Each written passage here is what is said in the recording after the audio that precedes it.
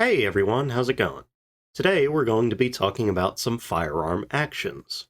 To blatantly use the Wikipedia definition for an action is the functional mechanism of a breech-loading firearm that handles, locks, loads, fires, extracts, and ejects the ammunition cartridges, or the method by which that mechanism works.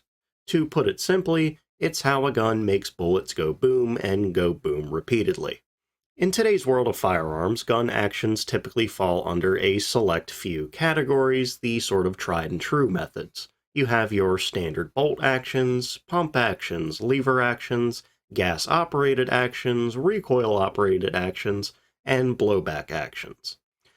Again, all these kind of actions are the sort of tried and true methods that we all became pretty familiar with.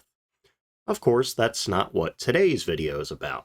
Instead, I want to look at a few of the more unique, bizarre, and often worse firearm actions that have been made.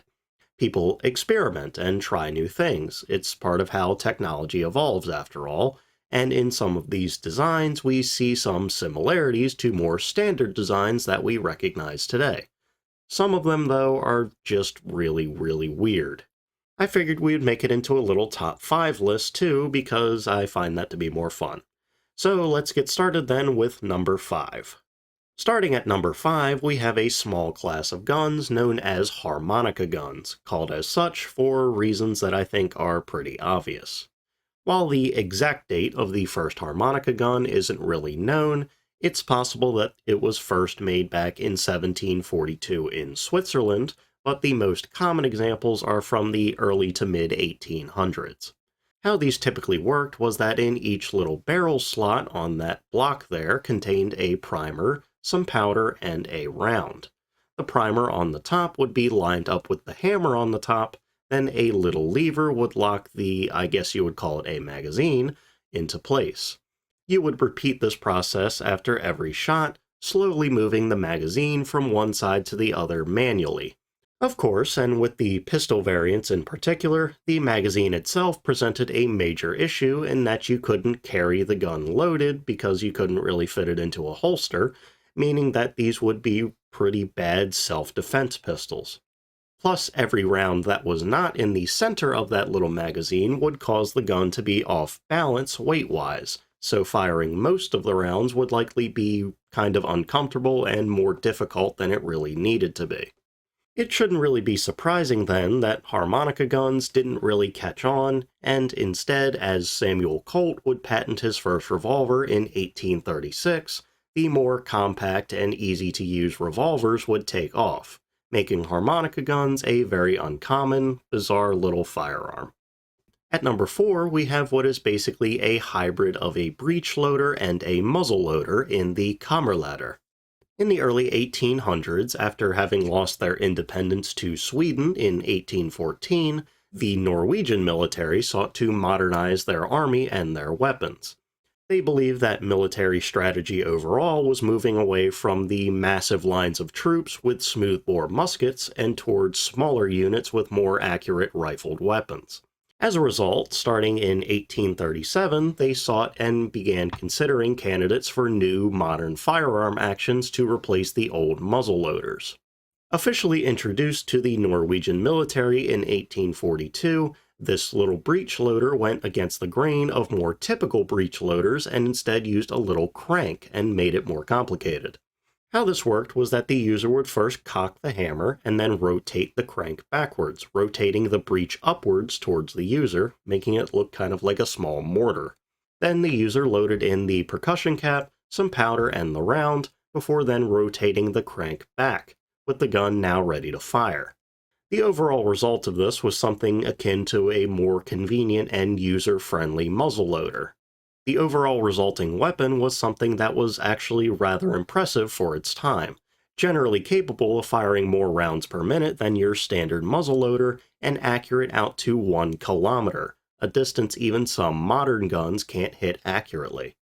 Over 40,000 of these would be made, and the gun would only be replaced in the 1860s, 70s, and 80s, when faster firing weapons were invented like carbines and bolt-action rifles. Out of all of the guns you'll see in this video, the Kammerlader is probably the best and most successful of them all. Here at number 3, we have a rather strange variant of lever-action rifles, as later models of these use levers to cycle the rounds in turret rifles. Apparently made in response to Samuel Colt's patents in 1836, if an unsourced Wikipedia sentence is to be believed, turret guns utilized a flat disc with holes bored around the edge which held the ammunition. The earliest models of these, back in 1837, were known as the Cochran rifle and the Cochran pistol, and these used horizontal discs, and later 1851 Porter turret rifles utilized a vertical disc. The Cochran designs did not have a system to actually rotate the disc, so it had to be turned manually after every shot.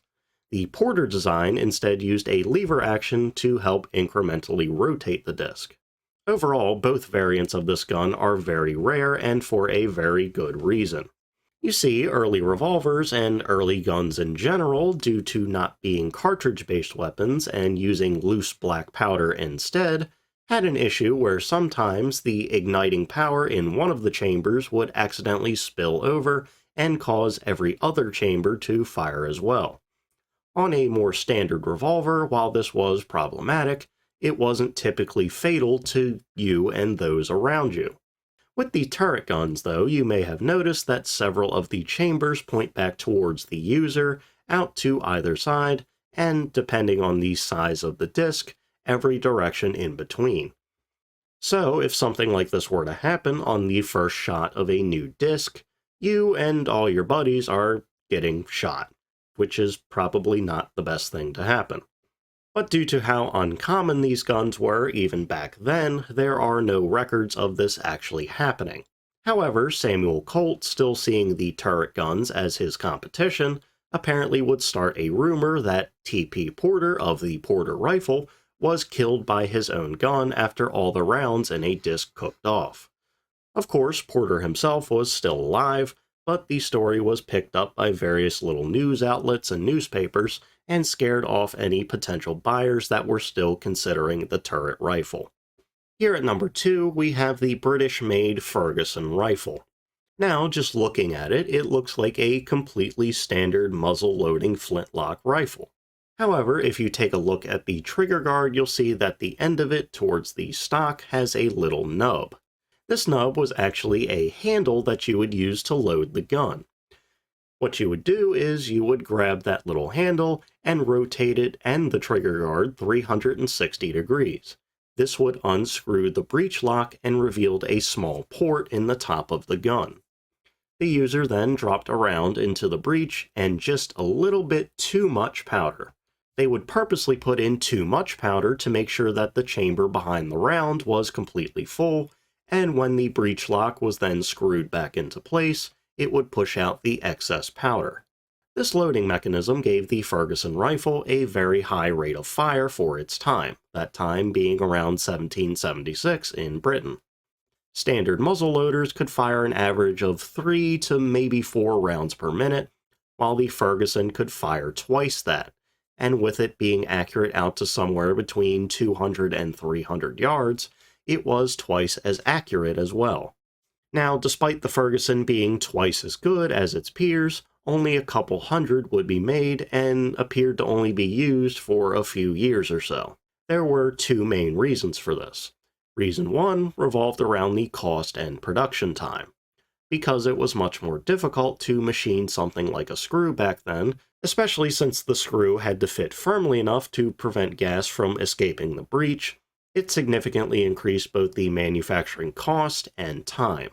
The second reason was that with the screw mechanism, it made the breech much weaker than a normal muzzleloader, making Ferguson rifles much more prone to breaking down.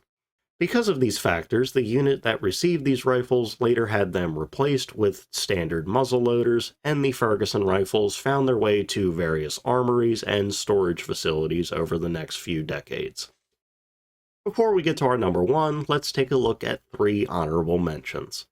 This here is the Dardick Revolver, which was a combination of a magazine-fed pistol and a revolver.